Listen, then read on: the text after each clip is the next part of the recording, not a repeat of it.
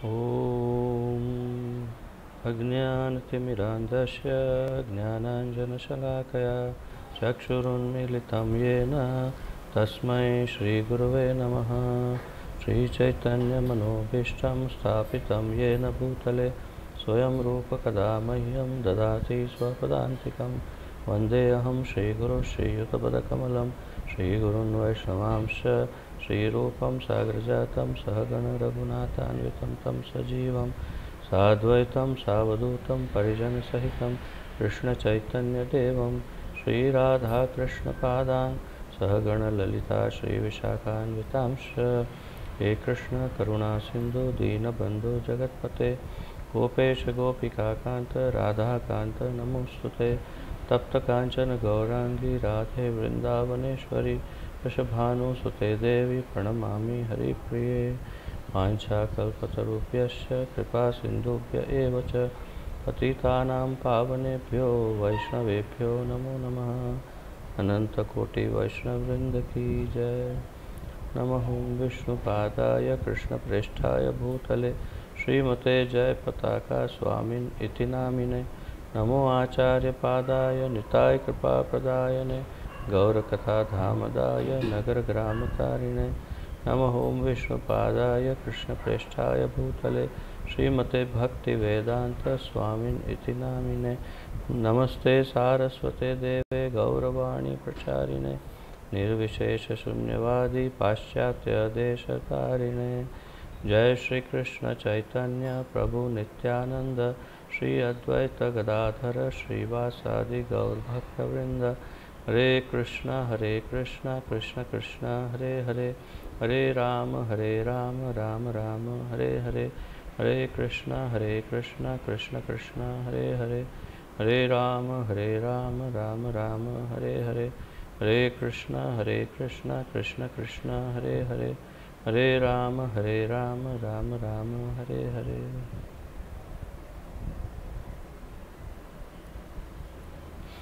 आप सबका बहुत बहुत स्वागत है इस श्री भक्ति रसामृत सिंधु के सुमधुर ज्ञान यज्ञ में। और अभी हम रसास्वादन कर रहे हैं भक्ति रसामृत सिंधु के अंतर्गत 26वें अध्याय का। इसमें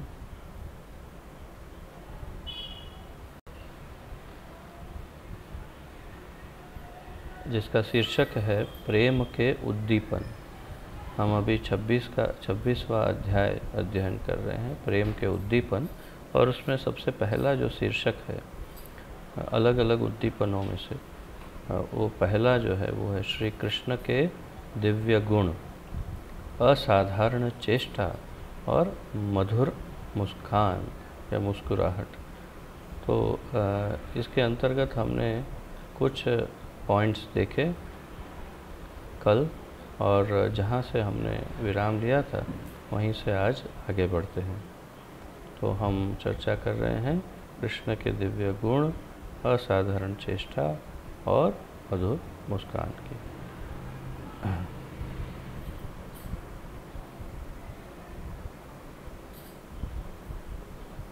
तो कल हमने उनके जो भगवान के उम्र के, उनके आयु के जो विभिन्न हिस्से हैं उसमें से पहले हमने कौमार अवस्था जिसमें 0 से लेकर के 6 वर्ष तक, फिर पौगंड अवस्था जिसमें 6 से लेकर के 10वें वर्ष तक, और फिर कैशोर अवस्था जिसमें 10वें वर्ष से लेकर 16वें वर्ष का हमने विभाजन देखा।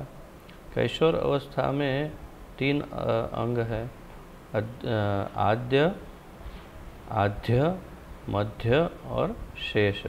तो हमने आद्य और मध्य ये दोनों अवस्थाओं के बारे में भी चर्चा की। और अब हम शेष कैशोर अवस्था की चर्चा आज करेंगे। तो इस शेष कैशोर को नव यौवन कहा गया है। तो जो शेष कैशोर अवस्था है उसे नव यौवन कहा गया है। तो स्वाभाविक है, लगभग यौवन युवा अवस्था होने की तैयारी में है, तो स्वाभाविक रूप से उसे नव यौवन ही कहा जाएगा। तो कैशोर के अंत में सब गोपियों ने कहा, तो कैशोर अवस्था का जो अंत है जिसमें नव यौवन है, उसमें सब गोपियों ने मिलकर ये कहा। श्री कृष्ण कामदेव के आकर्षण को हराने वाले हैं। तो ऐसा लगता है कि अब कृष्ण ऐसे नज़र आने लगे हैं कि ये कामदेव के आकर्षण को भी हरा देंगे। अतः नववधुओं के धैर्य के सेतु को तोड़ देते हैं। तो नई नवेली दुल्हन नववधु, अब ये बड़ा विलक्षण है। मुझे अब तो क्या है, मेरा ये दुर्भाग्य ही है कि मुझे हमारे किसी भी वरिष्ठ भक्तों के कोई लेक्चर्स मिल नहीं रहे। तो अब जो भी तैयारी कर रहा हूँ मैं स्वयं की अल्प बुद्धि से ही तैयारी करके आपको जो अंतस्फुरणा से, जो चैत्य गुरु हृदय में बैठ करके जो स्फुरणा दे रहे हैं, उससे गुरु महाराज के आशीर्वाद से जो ज्ञान स्फुरित होता है, उसी से मैं आपको समझाने का प्रयास करता हूँ। अन्यथा कोई विशेष अब मेरे पास सूत्र नहीं है जिससे मैं कुछ विशेष ज्ञान अर्जित कर सकूं। तो मेरी अंतस्फुरणा से जो मुझे लग रहा है वही मैं आपको बता रहा हूँ। तो यहाँ पर नववधुओं के बारे में बताया है, तो ये बहुत विलक्षण है मेरे निजी मत के अनुसार। श्री कृष्ण कामदेव के आकर्षण को हराने वाले हैं, अतः नववधुओं के धैर्य के सेतु को तोड़ देते हैं। तो इसका सामान्य हिंदी में कैसे कहेंगे? इसलिए नई नवेली दुल्हनों के धैर्य को, उनकी धीरज को, उसका सेतु अर्थात कि उनकी जो धीरज का मजबूत पुल बना हुआ है उसे तोड़ देते हैं भगवान। तो यहाँ नववधुओं के धैर्य के सेतु को क्यों कहा है? तो मेरे मत अनुसार सबसे अधिक मजबूत जो पतिव्रत का भाव होता है वो नववधुओं में होता है, नई नवेली दुल्हनों में।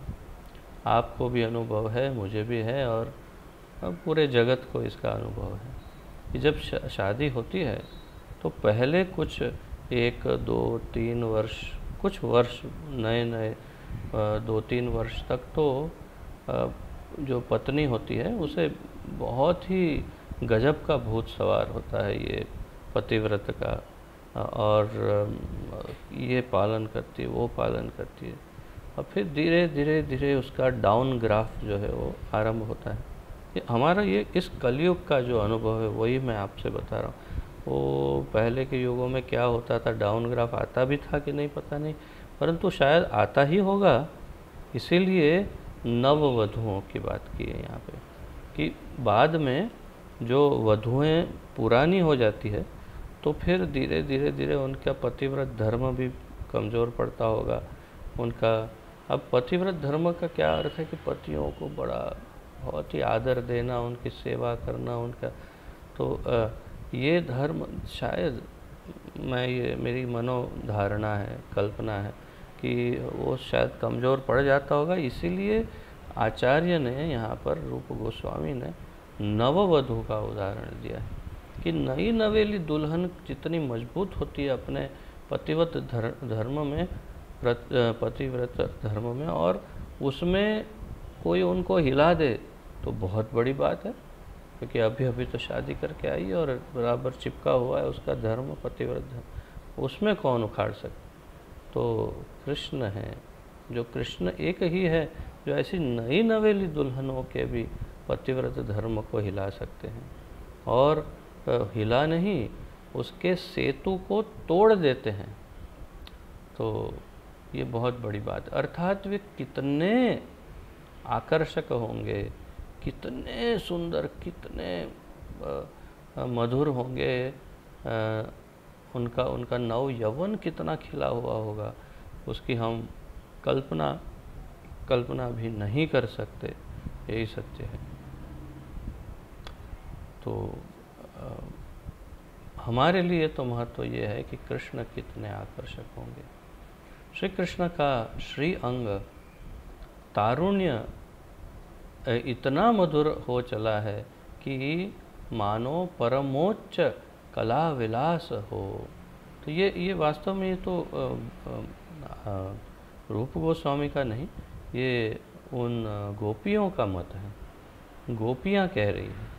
तो ये गोपियों का डायलॉग है। वे कह रही हैं कि ये श्री कृष्ण का श्री अंग तारुण्य इतना मधुर हो चला है, अर्थात क्योंकि वे पौगंड से फिर धीरे धीरे इसमें कौमार्य में और क्षमा कीजिए किसमें,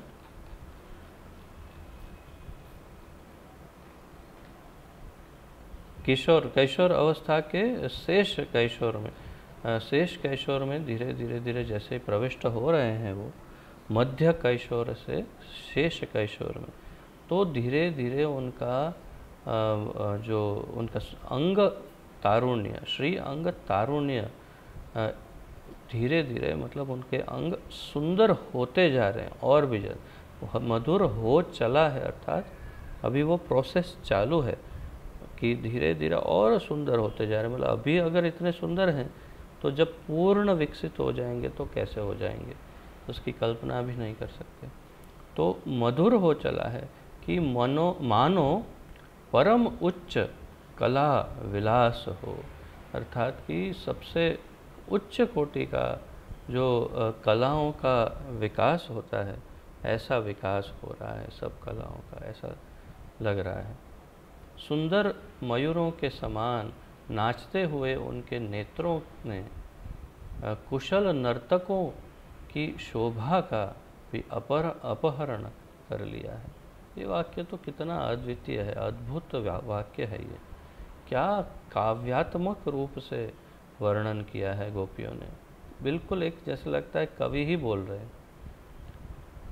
सुंदर मयूरों के समान, सुंदर मोर के समान नाचते हुए उनके नेत्र, नाचती हुई उनकी आंखें, सुंदर मोर के समान नाचती हुई उनकी आंखें, क्या बात है। तो आप कल्पना करिए कि उनकी आंखें कैसे यहाँ से वहाँ चलती होंगी। कुशल नर्तकों मतलब जो सबसे अच्छे नाचने वाले हैं की शोभा का भी, उनके जो अच्छा नर्तक है उनकी शोभा क्या है, उनका नृत्य, तो उनकी शोभा का भी अपहरण कर लिया है। अर्थात कि वो सारे के सारे जो अच्छे नाचने वाले हैं उनके नृत्य को छीन करके आँखों में भर लिया हो, ऐसा लगता है। इतना सुंदर उनका आँखों का यहाँ से वहाँ चलना है। अतः श्री कृष्ण की माधुरी सर्वथा अनुपम है। अनुपम अर्थात कि जिसकी उपमा अनुपम, जिसका उपमा न दे सके, न उपमा अर्थात जिसकी उपमा, जिसके समान कुछ और। उपमा देना यानी कि आपको पता है कि आज जैसे उदाहरण कि जैसे आज ये कितनी सुंदर लग रही है, कितनी सुंदर लगती है, ऐसी लगती है जैसे मानो चंद्रमा हो। तो ये उपमा हुई कि ये इतनी सुंदर दिखती है कि एक चंद्रमा, पूर्ण चंद्रमा खिला हो, तो ये उपमा हुई। परंतु श्री कृष्ण के सौंदर्य की तो उपमा ही नहीं दी जा सकती है, अनुपम है, सर्वथा अनुपम है श्री कृष्ण की माधुरी, ऐसा ये गोपियाँ बता दी। तो मैं इतना गहराई में एक एक वाक्य में इसलिए जा रहा हूँ क्योंकि एक एक वाक्य के अंदर बड़ी गहराई है, और यदि हम सिर्फ पढ़ जाएंगे इसको तो इस गहराई का रसास्वादन नहीं कर पाएंगे। तो बहुत ही मधुर है ये वर्णन सब भगवान का। तो हम जब गहराई में जाते हैं तभी तो भगवान की सुंदरता का आस्वादन कर सकते हैं। और अभी तो शुरुआत हुई है, आगे आगे देखिए क्या क्या वर्णन है, बहुत ही अद्वितीय, बहुत सुंदर है। इसीलिए विद्वान इस समय उनके शरीर वय को नव यवन कहते हैं। प्रभुपाद कह रहे हैं कि उस समय को जो विद्वान हैं उनके शरीर को नव यवन कहते हैं। इस अवस्था में गोपियों के साथ रास आदि लीलाओं का अतिशय प्राधान्य रहता है। तो सामान्य बुद्धि की बात है कि अब वो आयु हो गई है उनकी, जब रास लीला आदि जो गोपियों के साथ उनका आदान प्रदान है, वो आदान प्रदान की उपयुक्त आयु अब उनकी हो गई है। तो इस अवस्था में गोपियों के साथ रास आदि लीलाओं का अतिशय आस्वादन, क्षमा कीजिए, अतिशय प्राधान्य रहता है। प्रेम विलास की ये क्रीडाएं, दूती स्तुति क्रिया। अब देखिए, प्रेम विलास की 6 क्रीडाएं या क्रियाएं या प्रक्रियाएं जो हैं, प्रेम विलास अर्थात प्रेम का आस्वादन करने की 6 अलग अलग मेथड अर्थात प्रक्रिया, ऐसी 6 प्रक्रिया जिससे प्रेम का आस्वादन किया जा सके, अब यहाँ पर बताई जाएंगी ये 6 हमारे आचार्य द्वारा। तो इसे आप नोट्स अगर लिखना है तो लिख सकते हैं। तो दूती स्तुति क्रिया 1, अनुनय अर्थात प्रणय, ये दूसरा। तो दूती स्तुति क्रिया, दूसरा अनुनय या तो फिर प्रणय, तीसरा कलह मतलब झगड़ा, कलह युग तो झगड़ा, ये प्रेम का आस्वादन की क्रिया है। प्रेमी के पास जाना, ये चौथी क्रिया। निकट बैठना, प्रेमी के साथ बैठना, ये 5वीं क्रिया। मेरे ख्याल से ये चौथी होगी। विच्छेद और संधि, हाँ, तो ये मतलब विच्छेद संधि एक ही है। तो विच्छेद अर्थात कि उनसे झगड़ा करके उससे अलग हो जाना, या तो फिर ऐसे ही उनसे अलग होना, विरह कि किसी कारणवश उनसे अलग हो जाना, और संधि फिर से जुड़ जाना। तो ये प्रेम विलास की 6 क्रीड़ाएँ हैं। दूती स्तुति क्रिया, अनुनय या तो प्रणय, कलह, प्रेमी के पास जाना, निकट बैठना, विच्छेद और फिर संधि। इन 6 प्रेम विलासों के साम्राज्य का विस्तार करके राजा के रूप में श्री कृष्ण उसका संचालन करते हैं। आहा, क्या वर्णन है! इन 6 प्रेम विलास के साम्राज्य में, मतलब ये कल्पना की है बिल्कुल कवि की तरह कि ये साम्राज्य है इन 6 क्रियाओं का। उस राज्य का राजा कौन है? तो राजा के रूप में श्री कृष्ण उसका संचालन करते हैं। अर्थात कि इसके मूल में जाएं तो ये क्रियाओं का डिसीजन मेकिंग, इसका कैसे क्या होगा, कब क्या होगा, किससे मिलन होगा, किससे क्या करना है, ये सारा सब कुछ संचालन, कंट्रोलिंग जो है वो कृष्ण ही करते हैं स्वयं। पता नहीं चलता है, परंतु मेन कंट्रोलर कृष्ण ही है। क्यों? क्योंकि रस लेने वाला तो कृष्ण ही है। रसो वही सह,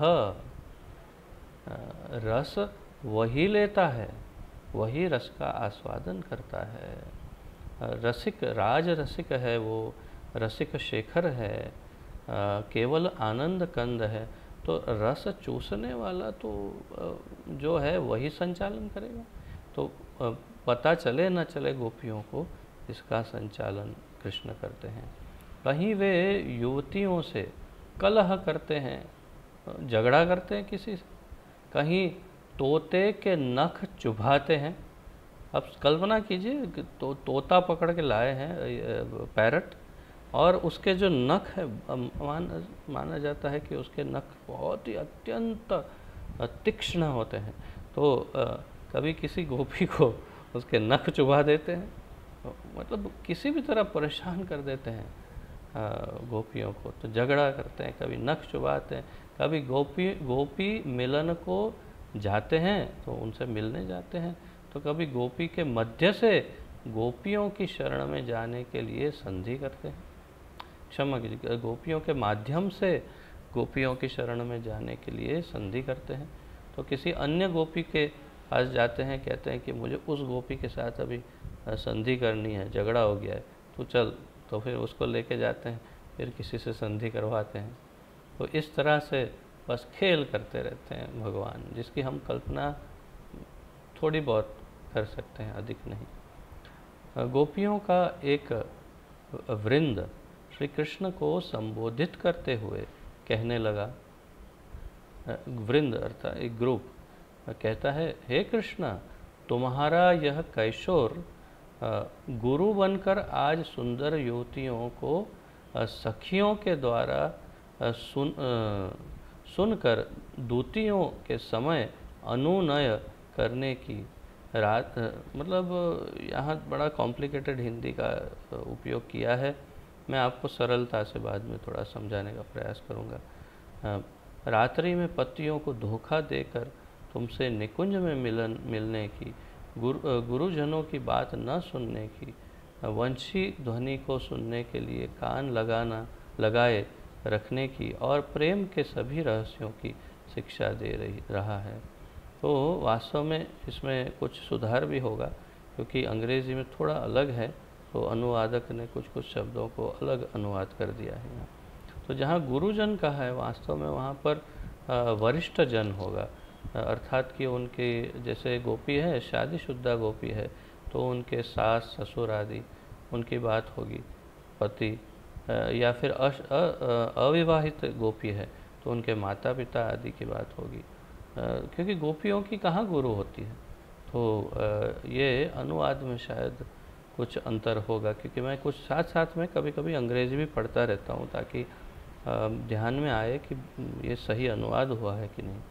तो यहाँ मैंने देखा कि जहाँ जहाँ गुरुजन शब्द है, वहाँ पर सीनियर शब्द का उपयोग किया है कहीं पर। तो सीनियर का अर्थ इस तरह से ही होगा, स्वाभाविक है कि उनके वरिष्ठ जो हैं, सास ससुर माता पिता पति आदि जो हैं, या बड़े भाई बड़ी बहन आदि, इनकी बात होगी। तो गोपियाँ क्या कहती है, तुम्हारा ये किशोर अवस्था जो है तुम्हारी, वही गुरु बनकर आज सुंदर युवतियों को सखियों के द्वारा सुनकर दूतियों के समय अनुनय करने की, अर्थात इसका अर्थ इस प्रकार है कि what is there in English? You are teaching them to offer solemn prayers as well as training them to cheat their husband. हाँ, वो तो पहले, उसके पहले वाला वाक्य, चीट द हस्बैंड के पहले वाला जो है वाक्य, उसमें क्या लिखा है? You had just become the spiritual master of these हाँ, ऑफ दिस young girls. हाँ, तो तुम इन सुंदर नव युवतियों के गुरु बनकर फिर, And you are teaching them to whisper among themselves. हाँ, तो ये इसका कुछ विचित्र अनुवाद हुआ है जो समझ नहीं आ रहा है मेरी, परंतु यहाँ अंग्रेज़ी में इस प्रकार कहा है कि तुम गुरु बनकर इन नव युवतियों के, तुम उनके कानों में एक दूसरे को काना फूसी कहते हैं ना, अरे कृष्ण तो ऐसा है, तो इस प्रकार की काना फूसी करना उनको सिखा के, उनकी ट्रेनिंग दे करके, फिर रात्रि में अपने पतियों को धोखा दे करके तुमसे निकुंज में मिलने के लिए आने के लिए ट्रेनिंग दे करके, और अपने वरिष्ठ जनों को, जो तुम्हारे गोपियों के जो सास ससुर आदि जो भी हैं, उन सब की बात न सुनने की ट्रेनिंग दे करके, वंशी ध्वनि को सुनने के लिए कान लगाए रखने की ट्रेनिंग दे करके कि भाई तुम ध्यान रखना, मैं कब वंशी बजाऊं तुमको दौड़ के आना है, और प्रेम की के सभी रहस्यों की शिक्षा दे रहे हो, तो तुम बहुत बड़े अभी चीटर गुरु बन गए हो। सब प्रकार की उल्टी सीधी ट्रेनिंग देने लग गए हो गोपियों को। जो नहीं करना चाहिए वो सब करने की ट्रेनिंग तुम अभी गुरु बन कर इन गोपियों को दे रहे हो। कितना मधुर है, कितना आनंदमय है ये।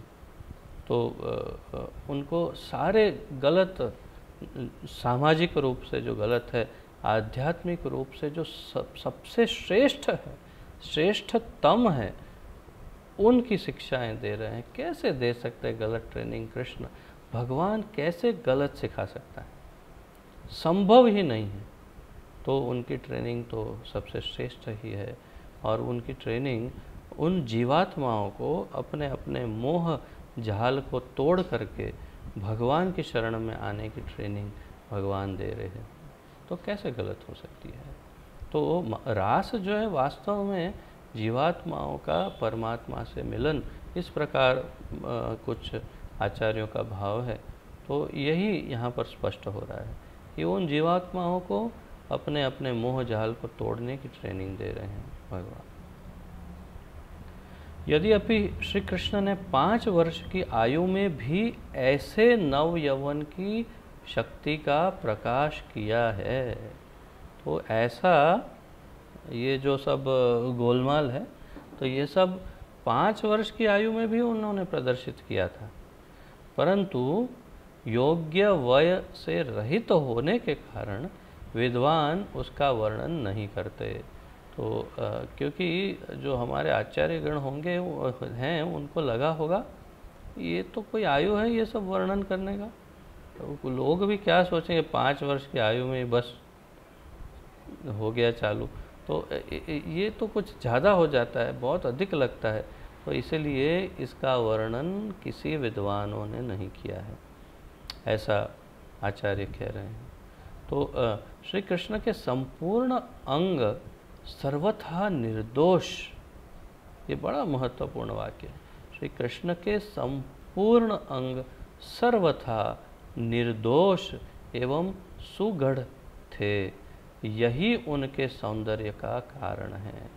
तो सबसे सुगढ़ का अर्थ ये हो सकता है कि बहुत अच्छी तरह से अत्यंत सुंदर रूप में गढ़े हुए, बने हुए, परंतु साथ में सबसे अधिक निर्दोष, अर्थात किसी भी भोग की वासना की इच्छा से रहित उनके अंग श्री अंग हैं। इसीलिए वे संपूर्ण और सबसे अधिक सुंदर हैं। तो उनके सौंदर्य का कारण है उनकी निर्दोषता। श्री कृष्ण में प्राप्त अंगों के श्री कृष्ण में प्राप्त अंगों के इस यथा योग्य सन्निवेश का वर्णन इन शब्दों में है।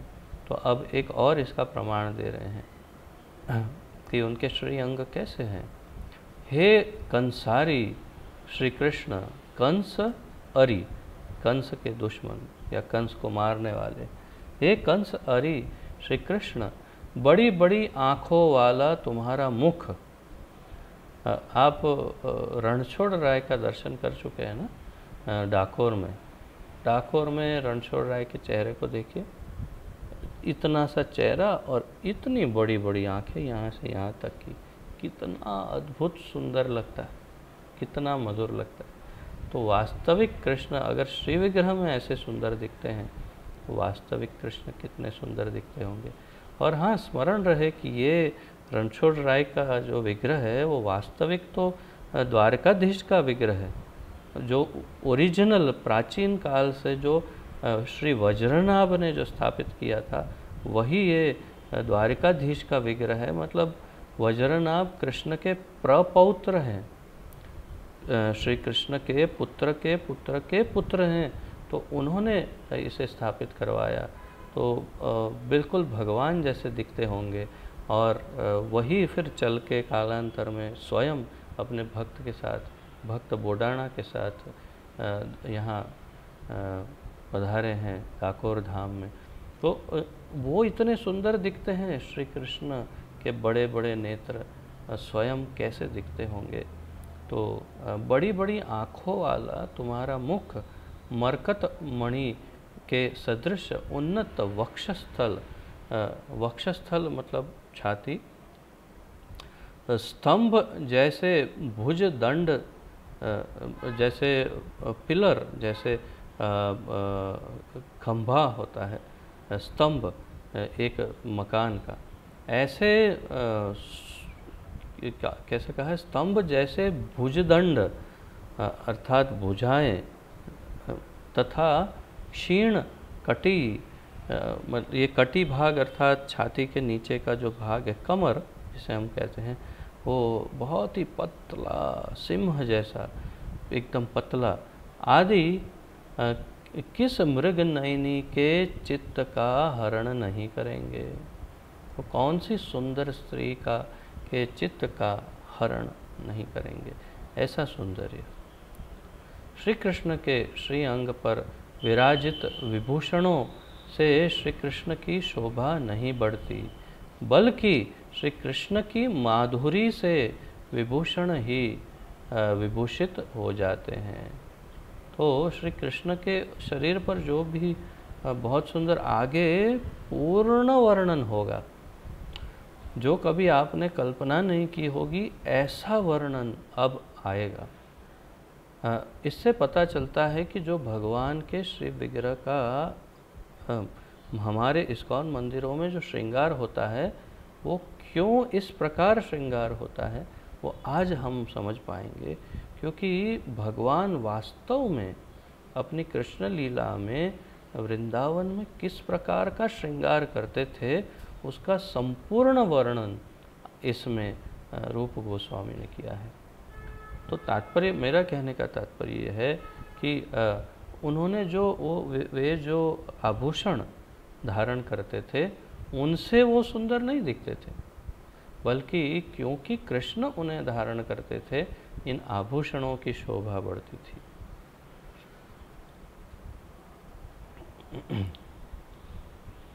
जो कोमल स्पर्श को भी सहन कर सके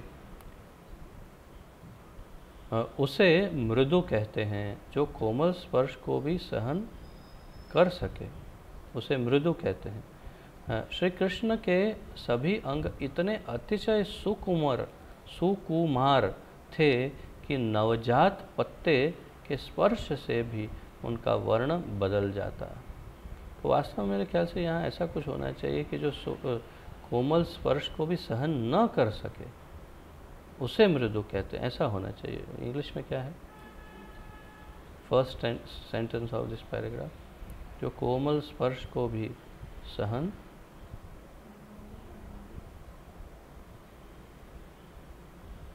खैर वो कहीं हो गया है। तो एनीवे श्री कृष्ण के सभी अंग इतने अतिशय सुकुमार थे कि नवजात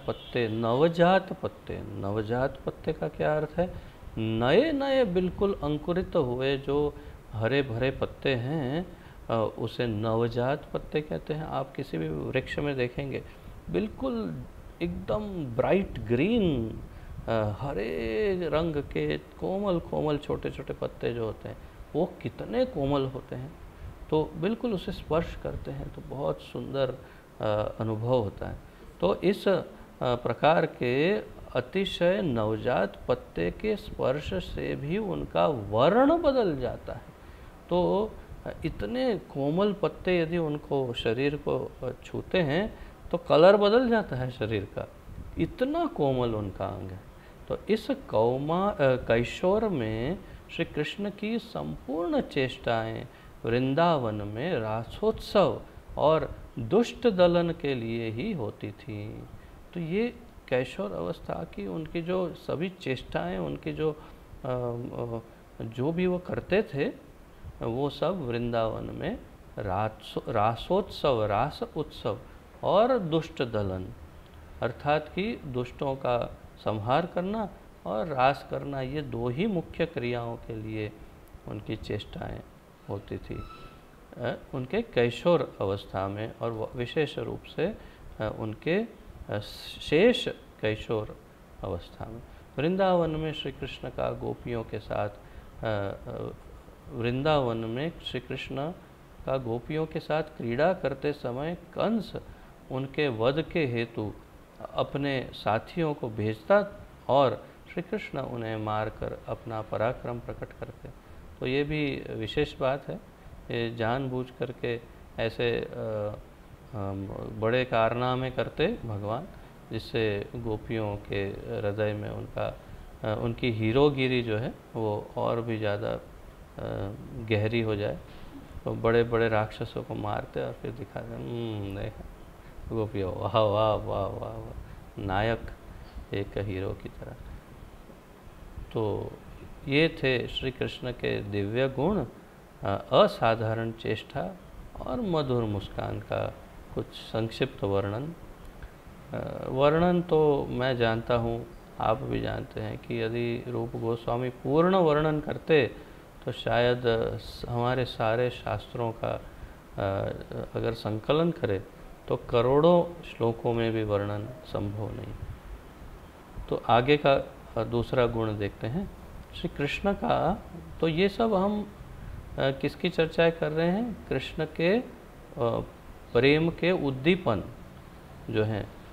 तो एक एक उद्दीपन। अब दूसरा उद्दीपन क्या है? श्री कृष्ण का परिधान एवं माला। परिधान अर्थात वस्त्र। तो भगवान कैसे वस्त्र पहनते हैं और कैसी माला पहनते हैं जिससे गोपियों के प्रेम का उद्दीपन अर्थात भड़क जाता है और अधिक।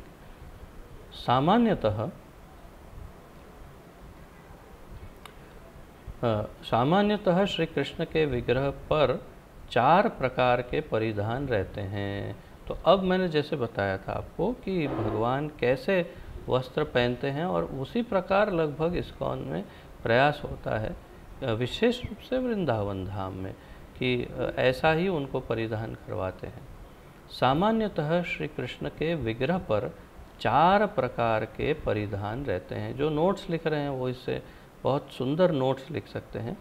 4 प्रकार के वस्त्र भगवान को पहनाते हैं या पहनते थे भगवान स्वयं। कुर्ता, धोती, पगड़ी और दुपट्टा।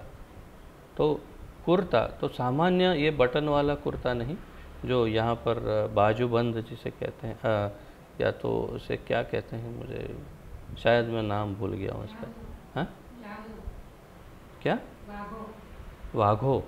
हाँ, तो वाघा वो तो गुजराती में कहते हैं, परंतु जो यहाँ ब्रजवासी पहनते हैं ना, जहाँ यहाँ पर रस्सी से बांधते हैं, उस प्रकार का।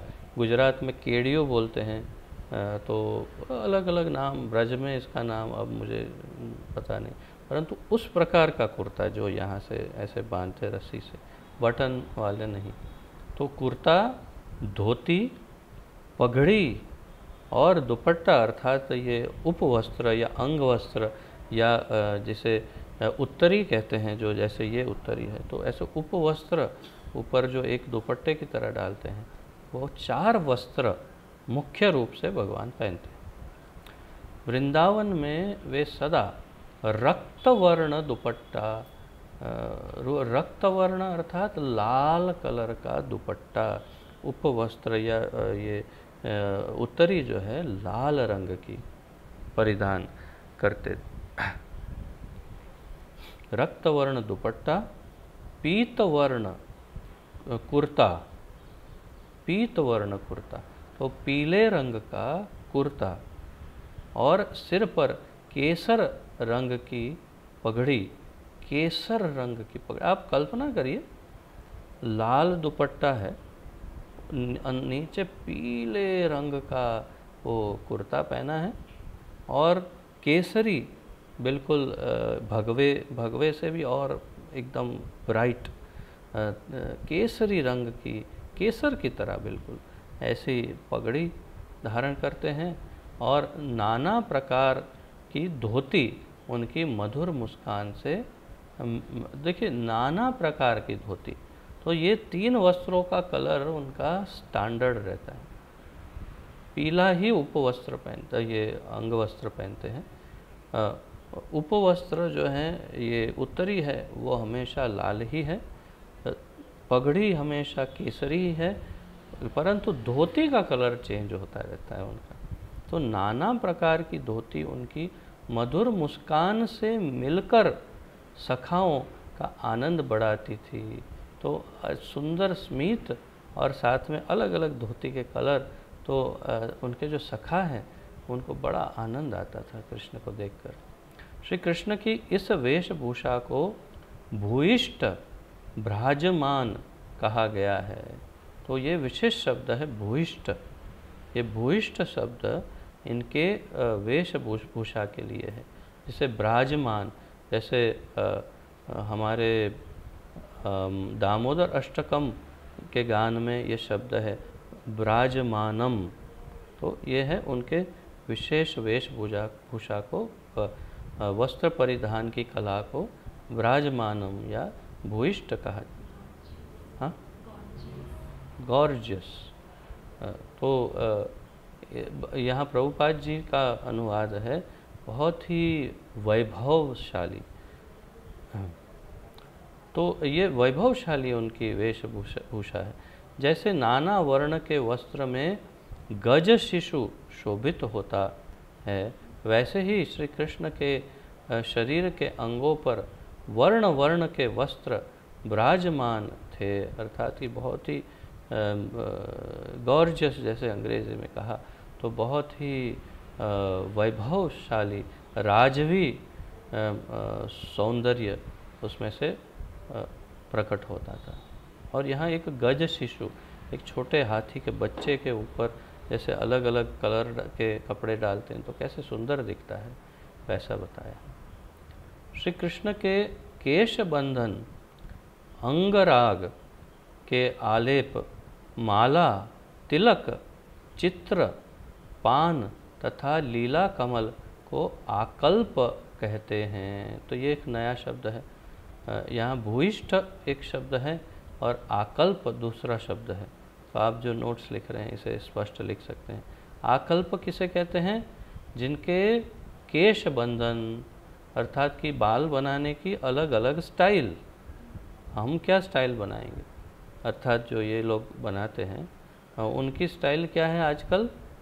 कहीं किसी भी जगह से, मतलब मैं आपको मेरे दृष्टिकोण से अगर वर्णन करूं तो बाल बहुत बढ़ गए हो और फिर अच्छे से धोए नहीं हो, 5-6 दिन से अंदर मैल हो गया हो, थोड़ा जमा, चिकने हो गए हो बाल, और ऐसे में रात भर किसी उठ पटांग दिशा में सो गया हो लड़का, और फिर जब सुबह उठे तो यहाँ से ऐसे खड़े हो गए, वहाँ से ऐसे खड़े हो गए, यहाँ से ऐसे झुक गए बाल।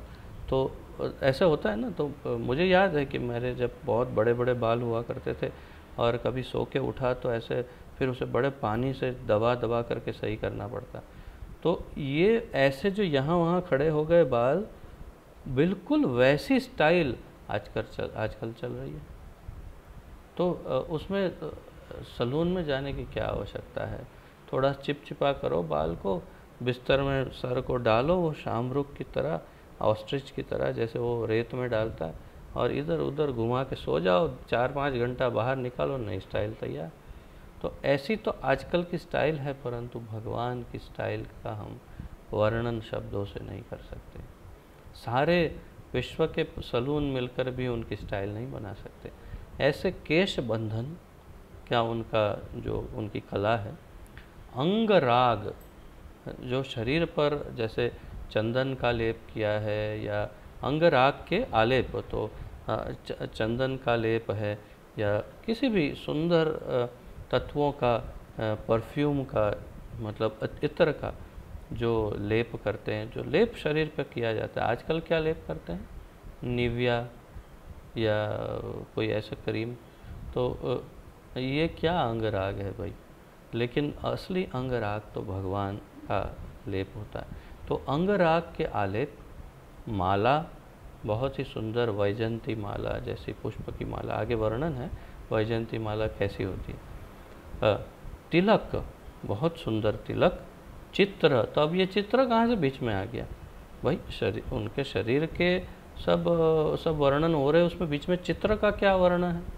तो चित्र, आपने भगवान के श्री विग्रह को देखा है ना वृंदावन में, कि उनके यहाँ पर तिलक, ये भौरों के ऊपर, फिर यहाँ आँखों के नीचे, सब जगह पर बहुत सुंदर चित्र करते हैं, छोटे छोटे फूल कलियाँ बनाते हैं। तो यही चित्र साक्षात भगवान भी हमेशा चित्र बनाते थे, हमेशा उनके चेहरों पर, उनके शरीर पे सब जगह चित्र बने हुए रहते। तो चित्र, पान, हमेशा पान चबाते, तथा लीला कमल को आकल्प कहते हैं। तो ये सब जो है आकल्प के अंतर्गत आता है। लीला कमल के लिए क्या अंग्रेजी में शब्द है?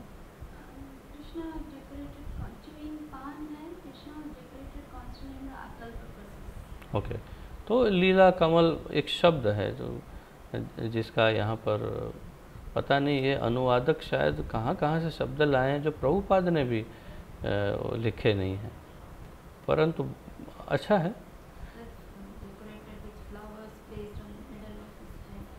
हाँ, ये हो सकता है कि उनके, वो तो खैर आगे आएगा शायद। श्री कृष्ण इस संपूर्ण आकल्प से निरंतर विभूषित हैं। निरंतर, निरंतर कभी भी कृष्ण को देखेंगे तो इन सब आकल्पों से हमेशा विभूषित रहते हैं।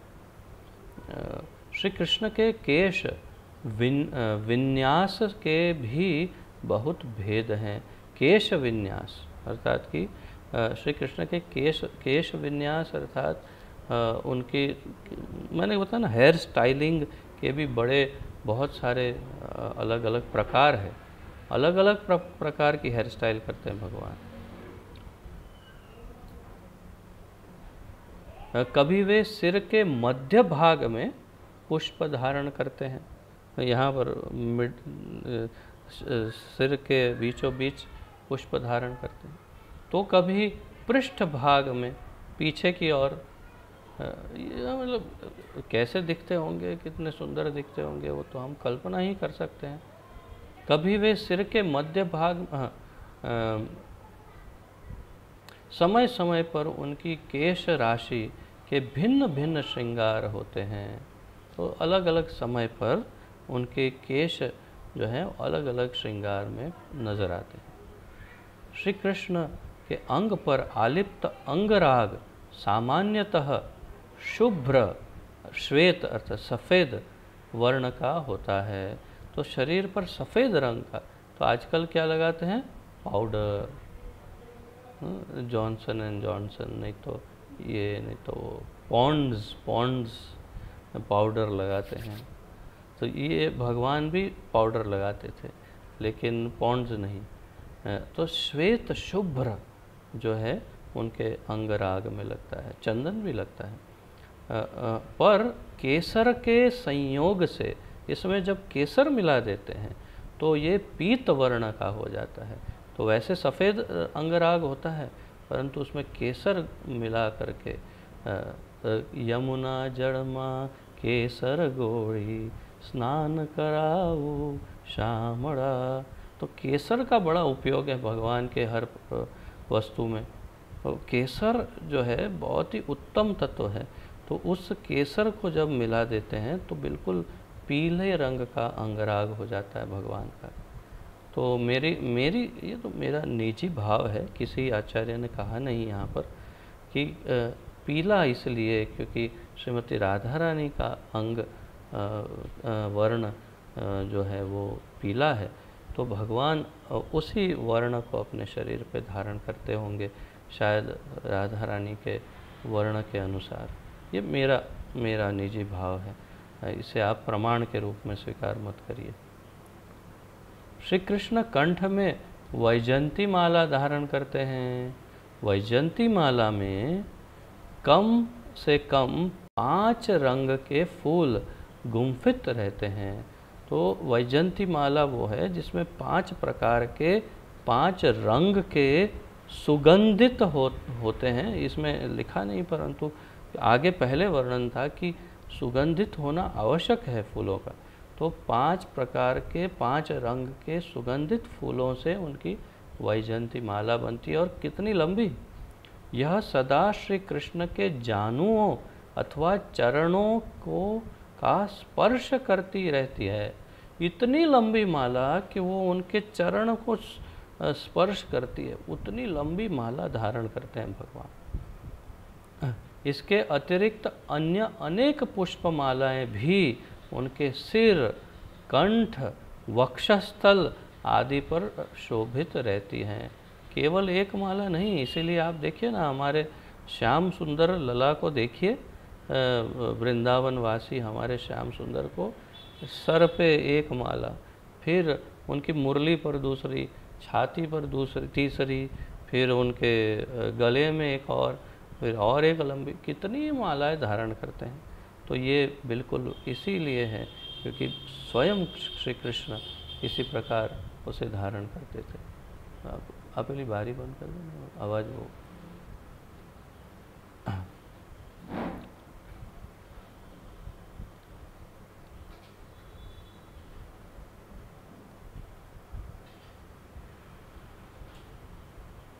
अंगराग और सवर्ण चंदन, देखिए चंदन का उल्लेख है। अंगराग और सवर्ण चंदन के बने कलापूर्ण चित्र भी श्री कृष्ण के विग्रह पर पाए जाते हैं। तो बहुत सुंदर चित्र जो मैंने जैसे बताया, यहाँ के नीचे, यहाँ ऊपर, जैसे हमारे ठाकुर करते हैं, फिर बाजुओं में, छाती में, सब जगह, उनके गले में, सब जगह चित्र होते हैं। तो ये सब जगह जो चित्र हैं वो अंगराग और चंदन इससे मिल करके कलापूर्ण चित्र श्री कृष्ण के विग्रह पर पाए जाते हैं। एक गोपी श्री विग्रह पर अर्थात उनके शरीर पर, एक गोपी सखी से श्री कृष्ण का रूप माधुरी का गुणगान कर रही थी। एक गोपी सखी से श्री कृष्ण के रूप का वर्णन करती थी। उनका श्यामल वर्ण पान की अरुणिमा से शतगुणी गुणित हुई शोभा, सिर पर कुंचित केश राशि, शरीर पर कुमकुम के बिंदु तथा ललाट पर तिलक, ये सब परम मनोहारी हैं। तो गोपी सखी से क्या कहती है? उनकी श्यामल वर्ण अर्थात काला श्याम, घन श्याम जैसा उनका शरीर, पान से उनका लाल हुए उनके होठ, सिर पर सुंदर सुंदर बालों की स्टाइल, हेयर स्टाइल, शरीर पर कुमकुम के बिंदु, तो लाल कलर के कुमकुम के और फिर चंदन आदि के बिंदुओं से, जिसे आजकल अंग्रेज़ी में गोपी डॉट्स कहते हैं, गोपी डॉट्स, तो यहाँ पर ऐसे ऐसे लगाते हैं। तो कुमकुम के बिंदु तथा ललाट पर यहाँ पर तिलक, ये सब परम मनोहारी है, गोपी बता रही। किरीट, कुंडल, हार, 4 परिधान, कड़े, अंगूठी, नुपुर तथा वेणु, ये सब श्री कृष्ण के नाना अलंकार हैं। तो अब हमने 2 वस्तुओं का वर्णन करके अब अलंकार का वर्णन कर रहे हैं। तो अब तक हमने उनके अंगराग आदि और आकल्प और भूयिष्ठ, ये दोनों का वर्णन हो गया। अब इनके किसका वर्णन हो रहा है? उनके अलंकारों का वर्णन होगा। तो कैसे अलंकार धारण करते भगवान? किरीट, कुंडल, हार, 4 परिधान, मतलब 4 जो वस्त्र है, कड़े, हाथ में कड़े, अंगूठी, जैसे ये अंगूठी, नुपुर, पैरों में पायल। अब के इस युग के कोई पुरुष पायल नहीं पहनते, और अगर पहन ले तो बड़ी हंसी हो जाती है उनकी, उन्हें थोड़ा डाउट से देखा जाता है। तो पहले के युग का शायद अलग समय था, उसमें पुरुष भी नुपुर पहनते होंगे, तो हमारे श्याम सुंदर तो पहनते हैं। तो नुपुर तथा वेणु, ये सब श्री कृष्ण के नाना विविध प्रकार के अलंकार हैं। अघासुर के अरि मतलब अघासुर के दुश्मन, अघासुर का नाश करने वाले श्री कृष्ण अपने अनुपम किरीट, हीरे के कुंडल, मोतियों के हार, कड़े, कसीदे के वस्त्रों और सुंदर अंगूठियों को धारण किए हुए हैं। भगवान कितना सुंदर सब पहने हुए उसका वर्णन है। श्री कृष्ण को वनमाली भी कहा जाता है, वनमाली, क्योंकि वे नाना पुष्पों से अपना श्रृंगार करते हैं। श्री कृष्ण का यह श्रृंगार वृंदावन में ही नहीं वरन कुरुक्षेत्र की युद्ध भूमि में भी दृष्टिगोचर होता था।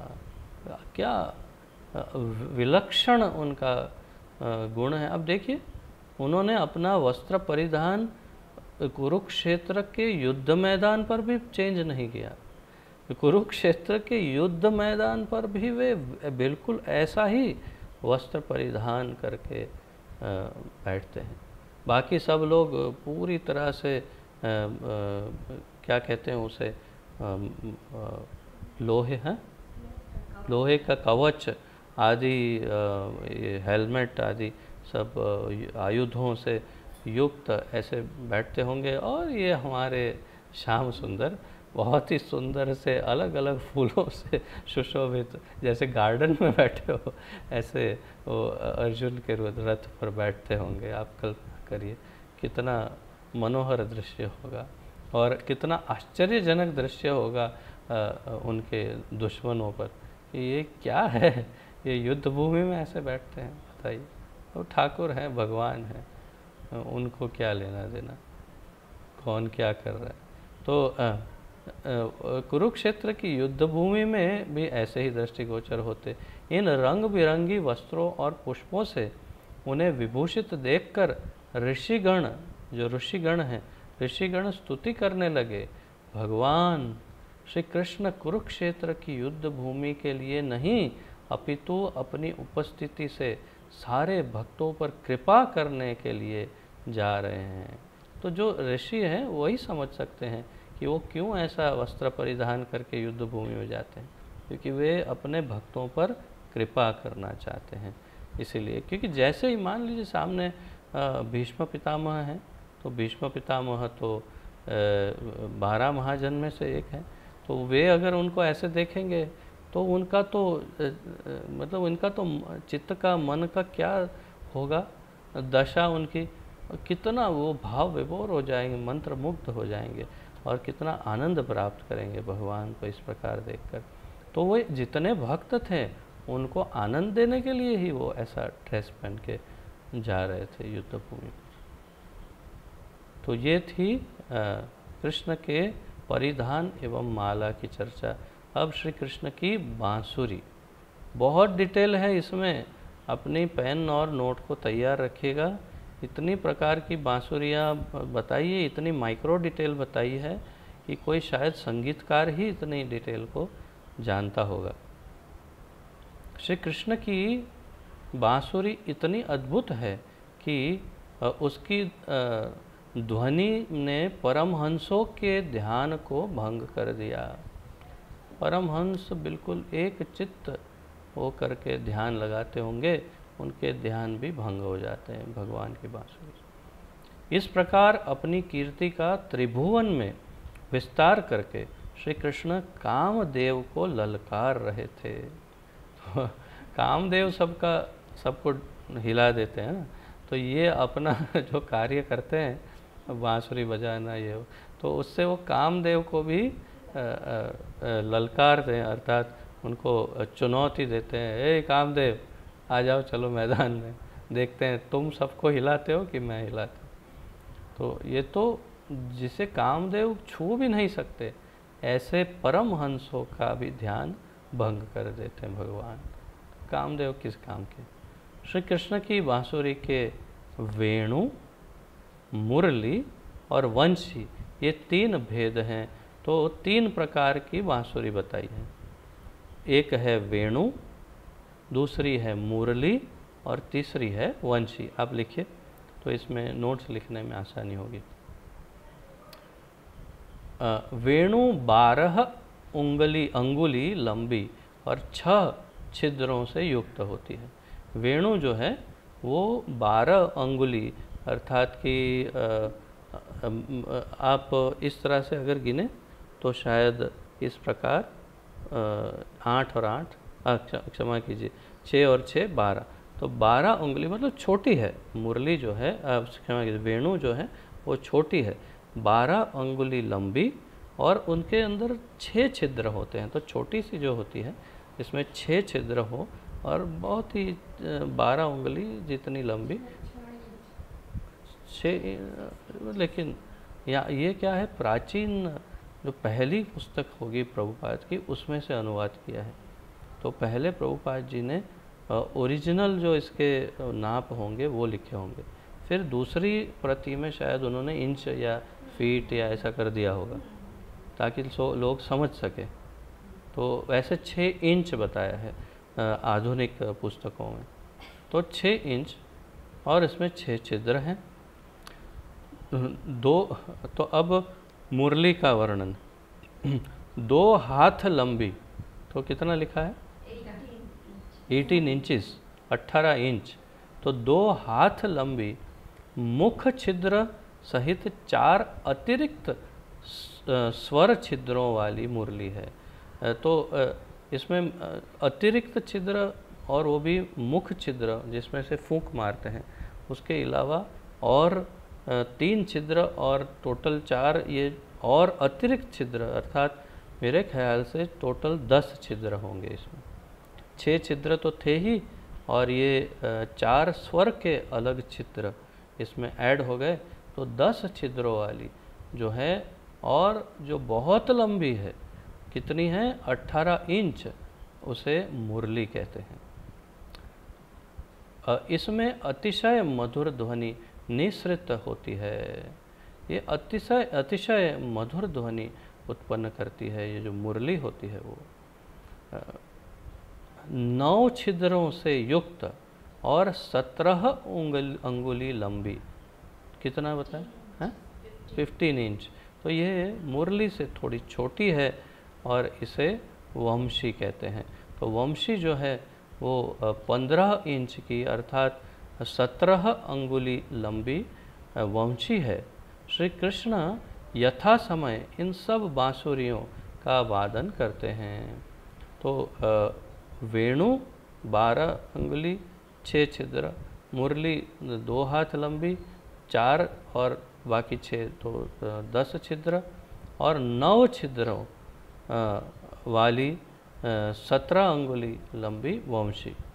तो ये 3 प्रकार हैं।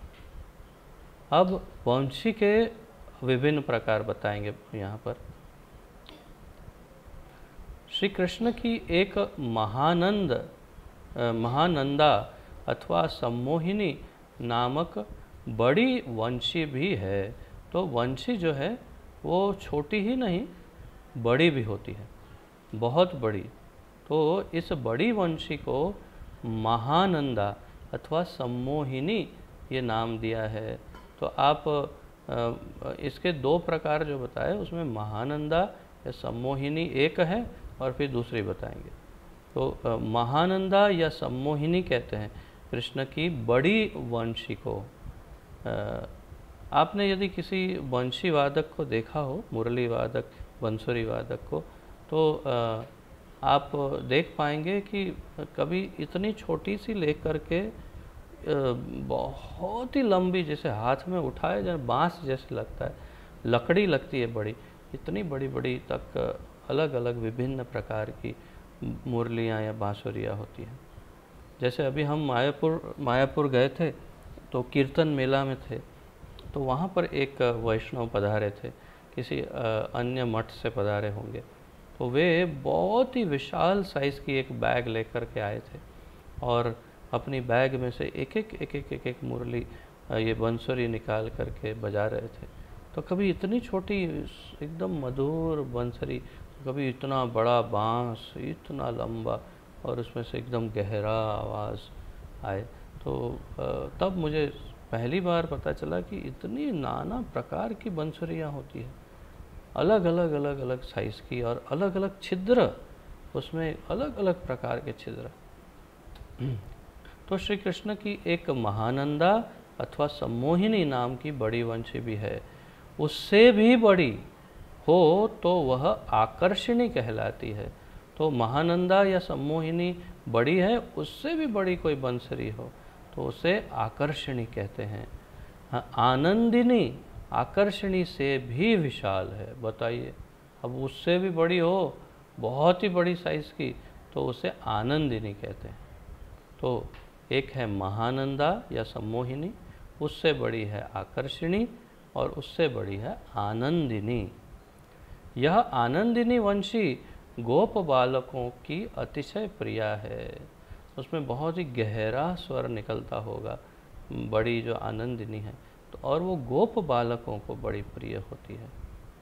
इसका एक नाम वंसुली भी है। इसी आनंदिनी का नाम वंसुली भी है। ये वंशियाँ मणिमयी, सुवर्णमयी और बांस की बनी होती है।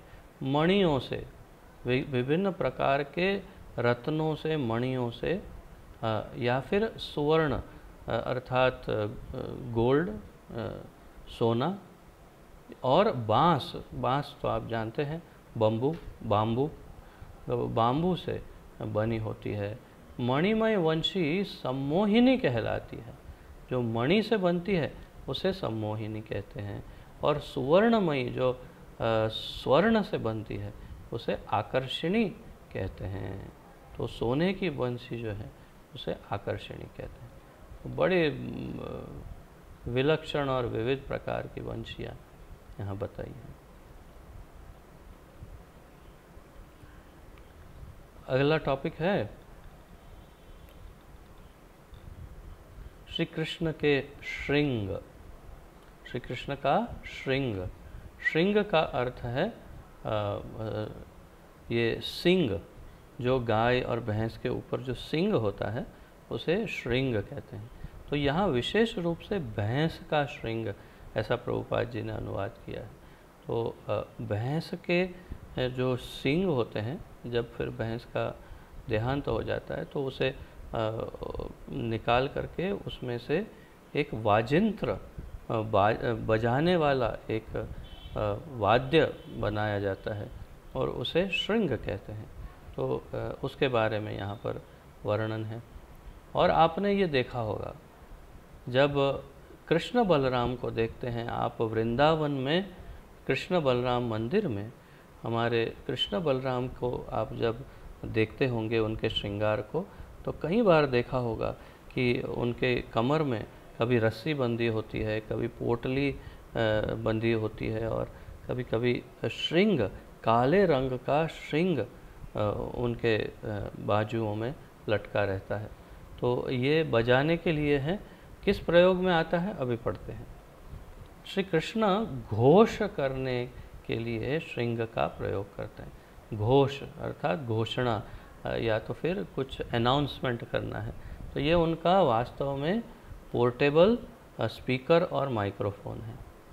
तो आप इतना बड़ा बड़ा लेकर के वृंदावन यात्रा में आते हैं, और मैं कहता हूँ वो छोटा वाला ले आओ ना, जो गले में लटका सकते हैं, यहाँ पर मैं लगा सकता हूँ। तो अब अगली यात्रा जब 21 में होगी तो उसमें आप यही वाला ले आएंगे। तो ये उनका पोर्टेबल माइक्रोफोन और स्पीकर है। इसमें वे घोषणा करते हैं, सुनिए सुनिए सब सुनो ग्वाल बाल मित्रों, या ऐसा कुछ करते होंगे। तो ये उनका घोष या फिर बजाते हैं, उसमें सुंदर आवाज़ भी निकलती है, बहुत ही सुंदर आवाज़। तो कैसी आवाज़ निकलती है सुनते हैं अभी। सोने से मंडित, और मतलब पूरा सोने से जड़ा हुआ उसका, और मध्य में रत्न जड़ित, मध्य में रत्न जड़े हुए। इस वाद्य के बीच में छिद्र रहता है, बीच में छिद्र होता है जिससे एक स्वर निकलता है। इस संदर्भ में तारावली नाम की गोपी के संबंध में श्लेष युक्त वाक्य है। श्लेष युक्त वाक्य वास्तव में एक उदाहरण, एक उपमा के रूप में कुछ बताया है, जिसमें कहा गया है कि श्री कृष्ण की वंशी रूप परम विषधर सर्प से डसी तारावली ने उपचार के लिए श्री कृष्ण के कर कमलों में स्थित श्रृंग का नाद रूप दुग्ध पी लिया। देखिए क्या उपमा दी है, ऐसा उदाहरण दिया है कि कवि ही दे सकते हैं। क्या कहा है कि ये तारावली नाम की जो गोपी है उसने कृष्ण की वंशी सुनी, और वंशी कैसी थी, विषधर सर्प से डसी, जैसे कि कोई विष वाला सांप हो उसने डस लिया हो, ऐसे ये वंशी ने डस लिया। भगवान की वंशी ने उसे सुध बुध उसकी खो गई। तो उपचार करने किसके पास गई, कृष्ण के ही पास गई। और कृष्ण के कर कमल, कर कमल हाथ में स्थित श्रृंग, जो ये श्रृंग पकड़ा था, उसकी जो आवाज़ भगवान ने निकाली, तो गोपी को लगा मैं ये आवाज़ सुनूंगी तो हो सकता है उनकी वंशी की जो जहरीली आवाज़ है उसका जहर उतर जाएगा। ऐसा सोच के ये तारावली ने वो श्रृंग की आवाज़ सुनी। जब उसकी शरण में गई, ये आवाज़ सुनी तो क्या हुआ, सुनिए। परंतु उससे विष का प्रभाव कम होने के बजाय हजारों गुना बढ़ गया।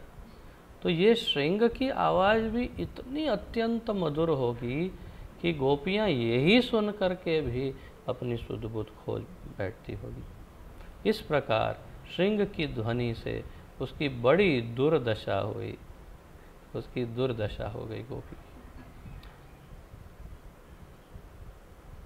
तो लगभग 8 बजने आए हैं, आगे बढ़ते जाना है या फिर थोड़ा विश्राम करें, क्योंकि आज आप जानते हैं आज निर्जला एकादशी है, हम सब का निर्जल उपवास है। और थोड़ा सा श्रम तो बोल ही नहीं सकते क्योंकि ये तो सब भगवान की करुणा है, परंतु थोड़ा सा गला सूखता है। आप जानते हैं बीच बीच में कितना मैं पानी पीता हूँ, तो थोड़ा थोड़ा कंठ सूख रहा है। तो मैंने तो ये सोचा था, आज पढ़ा तो मैं पूरा पढ़ लिया, कितने और गुण हैं, बहुत लंबा लिस्ट है, मैंने पूरा तैयार कर लिया था, सोचा था आज पूरा समाप्त कर देंगे, बैठे रहेंगे। परंतु अब थोड़ा लग रहा है कंठ पर थोड़ा सा जोर पड़ रहा है। तो और कितना है, एक बहुत छोटा सा पॉइंट है वो ले लेते हैं। श्री कृष्ण के पद नूपुरों का आकर्षण, श्री कृष्ण के पद नूपुरों यानी कि जो पायल पहनते हैं उनका आकर्षण। किसी गोपी ने अपनी सखी से कभी कहा, किसी गोपी ने अपनी सखी से कहा, हे सखी, श्री कृष्ण की नूपुर ध्वनि को सुनकर मैं उनके दर्शन के लिए अधीर हो उठी, पर हाय सामने, यहाँ पर गुरुजन शब्द है परंतु यहाँ पर वही है कि जो उनके आदरणीय वरिष्ठ जन होंगे, सास ससुर माता पिता आदि जो भी होंगे पति, तो सामने वरिष्ठ जन आदरणीय हमारे परिवार के लोग खड़े थे, इसलिए बाहर न जा सकी। तो इंग्लिश में क्या लिखा है, सीनियर्स लिखा है, सुपीरियर्स, राइट, हाँ, मोटेरा, राइट। तो वास्तव में ये गुरुजन शब्द उचित नहीं है।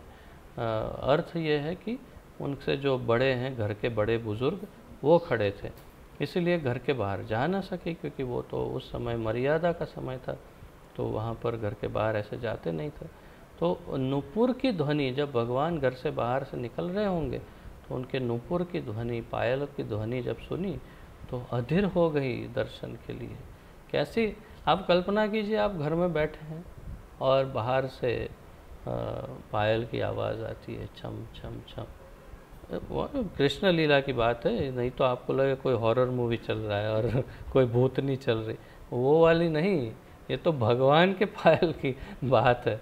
आजकल तो वैसे ही है, ऐसे ऐसे छम छम आवाज़ आती है, ओ क्या कोई सफ़ेद साड़ी पहन के कोई भूतनी, हॉरर शो नहीं भाई, ये तो कृष्ण के पायल की आवाज़ आए तो आपके हृदय पर क्या बीतेगी, कल्पना कीजिए। और वैसे में आपको क्वारंटाइन किया हो कि आप खिड़की भी नहीं खोल सकते, तो आपके कैसी दुर्दशा हो जाएगी।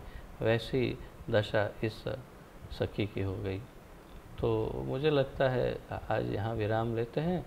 आगे की ये मधुर, अत्यंत सुमधुर लीलाओं को आगे जारी रख।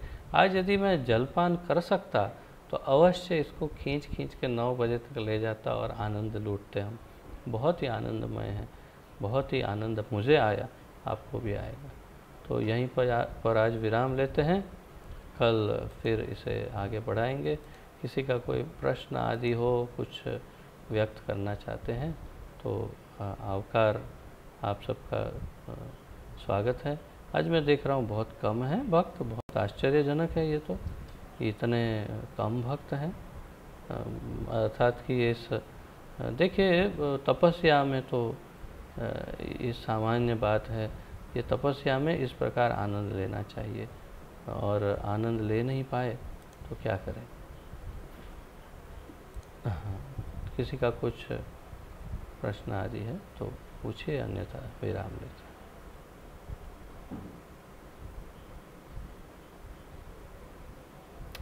ठीक है, आप सबका बहुत बहुत धन्यवाद। आप सब इस पर मंथन अवश्य करिएगा और आपकी ये निर्जला एकादशी सफल रहे। आप सबको कोटि कोटि दंडवत प्रणाम। श्री भक्ति रसामृत सिंधु की जय। श्रील रूप गोस्वामी प्रभुपाद की जय। पतित पावन अभय चरणारविंद भक्ति वेदांत स्वामी श्रील प्रभुपाद की जय। गुरु महाराज की जय। आप सब की जय हो। निताय गौर प्रेमानंदे। हरि हरि बोल। हरे कृष्ण।